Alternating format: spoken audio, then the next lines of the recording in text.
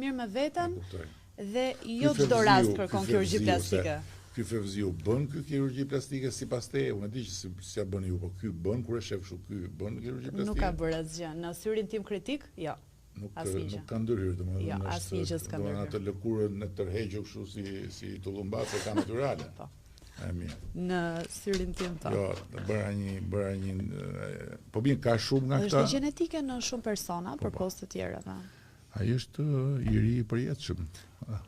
Jo, e solla këtu në vëmendje se e di se kur erdha aty te ju pash që kishit atje në ekran që tregonit që aparaturën shtar fevziu edhe tash mos ka ardhur aty, ka bërë një kirurgji plastike dhe pastaj ka bërë sa ai është kaq i apasionuar mbas punës vet sa edhe kur shkon për diçka krejt tjetër e bën një video dhe e nxjerr edhe bën një rrugë dy putë. Tash mos ka ardhur për këtë pjesën që për atë.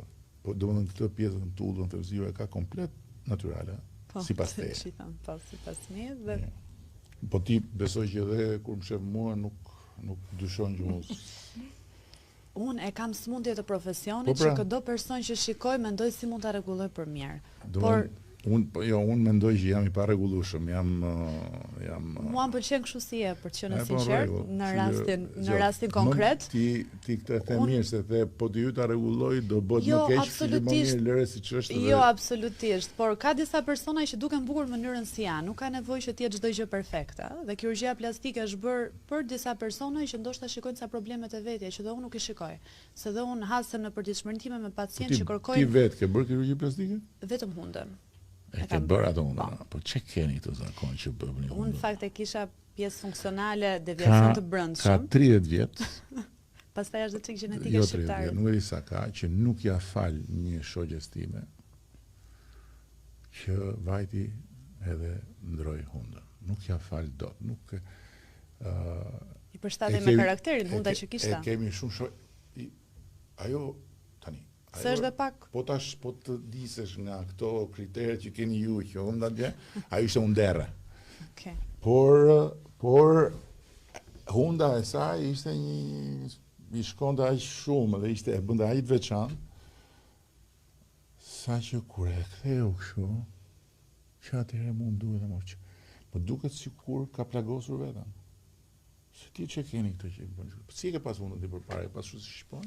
Jo, vetëm pak më të drejtë dhe majën pak më të ulur për poshtë, por jo se kam pasur problem shumë të madh. Më shumë u futa nga ana funksionale sepse kisha deviacion të brendshëm që në moshën 4 vjeçare, mamit time kishin thënë doktorët që kur vajzat arrin në një moshë mature, duhet ta bëj patjetër sepse nuk merr afrim siç duhet. Unë kam një problem këtu. Po e kam nga dora e njeriu, nuk e kam nga natyra.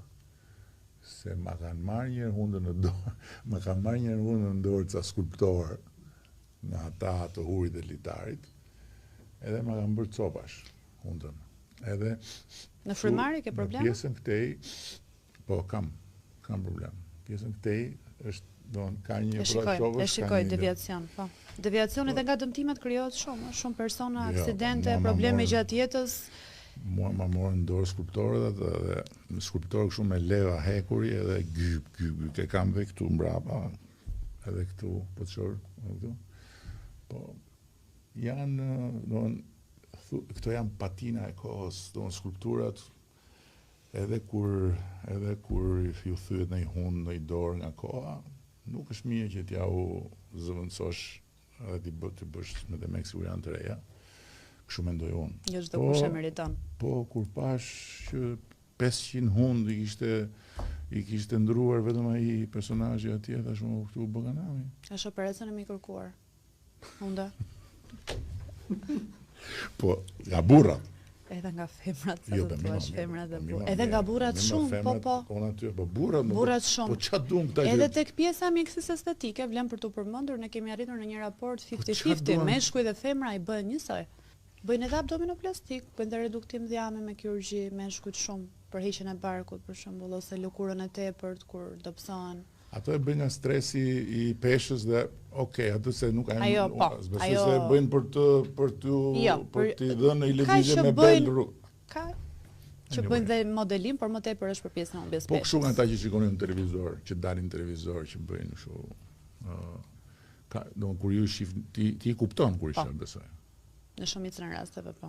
Edhe si duket... Shumica e personazheve publik, shumica, mos them të gjithë, janë të gjithë të prekur nga ana e mjekësisë estetike. Edhe ato që nuk e më vjen dhe pak inat për personat që nuk e pranojnë se s'ka asgjë të bësh diçka për veten tënde dhe inat me mua. Jo me ju rastin konkret se ju jeni natyral komplet. Unë ka shumë gjëra që si pranoj nga ato që ka sjell koha, po i solli koha thotë Fevziu, s'kemi çfarë i bëjmë tani. Domethënë mos ta fshefësh identitetin në shtëpi. Po, dakord, në rregull, s'ka problem. Nuk ka problem.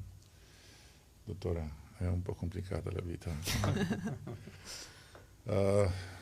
Va bene, vi ringrazio molto. Ju falenderoj, ishte kënaqësi mund ta kishim vazhduar këtë muhabet në undës, po më ta lëm më kaq. Në ndërkohë që për te gjitha këtyre, se kjo është bisede e lirë dhe nuk kemi plan në bisedë, por dua që të them në fund që realisht është fantastike ajo që bëni ju me njerëzit për sa i përket në radhë parë, për sa i përket stërvitjeve fizike, pa diskutim të shoqëruara me këshillat për të ushqyer si duhet, për të ruajtur shëndetin nga kërcënimet që vijnë duke u shtuar me moshën, dhe pastaj edhe për këto skulpturat që ju ofroni. Mirëmbajtje, po. Bukur është kjo. Për ata që e pëlqejnë, unë nuk dua në asnjë mënyrë të them që me që mua s'më pëlqen, mua te hunda e burrave më komplikohet pak ekuacioni, po edhe mua. Por aty më komplikohet ekuacioni, po te pjesa tjetër është okay, kështu që ky është destinacioni i shumë kërkuar në fakt, edhe që ju sugjeroj që ta eksploroni, ripiti, dhe ky është publicitet falas. Këtu bëhet publicitet për gjithë njerëzit që janë ftuar dhe që kanë një histori për treguar, kur vinë nga bota e sipërmarrjes, kur vinë nga aventura që në fillim janë absolutisht të pasigurta a do dalin me sukses apo jo, sepse njerëzit investojnë, pastaj dhe ripiti është një investim i nisur në një kohë që s'ishte e sigurt që mund të shkonte me sukses, sepse siç e thanë edhe vajzat, interesi për shëndetin ka ardhur duke u rritur, nuk ka qenë. Dhe pa i hequr asgjë të gjitha palestrat e tjera që pa diskutim janë në Tiranë, janë në qytetet tjera, të gjithë bëjnë përpjekje dhe i mirëpres nëse duan të vinë këtu të hakmeren me ripitin, po unë ju them që ripitin duke filluar nga palestra, kush e frekuenton e realisht admiron edhe në një farë mënyre Stella bashkë me Ermalin janë përgjegjës sepse i bëjnë njerëzit të varur pastaj nga reglat atje dhe nga trajnerët e ripitit.